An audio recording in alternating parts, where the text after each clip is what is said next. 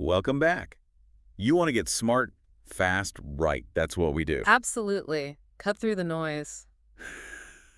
So today, we're looking at the intro message from the Wealth Journey podcast. Yeah, got some interesting excerpts here. Our mission basically is to pull out the main ideas they're putting forward about, building wealth, see what really stands out. And the first thing that jumps out from their intro is how they frame it. They really push back against the idea that wealth is just like luck. Right.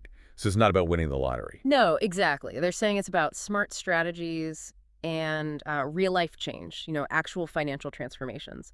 So it's a very practical tone from the start. Okay. Okay. So who are they talking to? Is for experts or Well, that's interesting too. They seem to be aiming really broadly. like for everyone? Pretty much. Right. They state clearly it's for anyone, wherever you are financially, just starting out, maybe needing a reset, or even if you're looking to scale up. hmm That inclusivity feels, well, important for a topic like finance. It does. Lowers the barrier, maybe. Makes it feel less intimidating. So if you actually listen to the Wealth Journey, what's the format? What do they actually do in an episode? They mention a few core elements. They plan to break down chapters from a specific book. Building wealth, journey to financial freedom. That's the one. So there's structure there, a foundation. But they also really highlight sharing relatable stories, Kenyan stories specifically.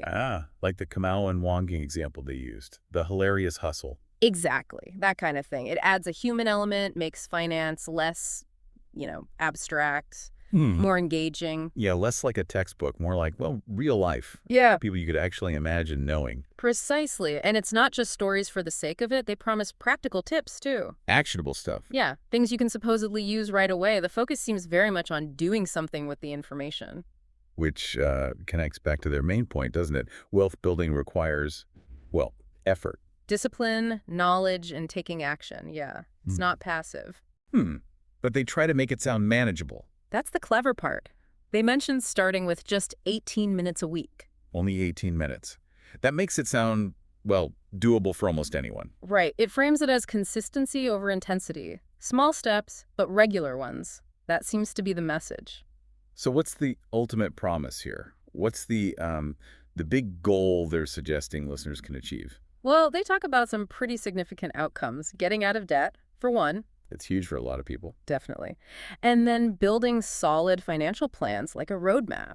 And using those plans to start investing smartly for the future.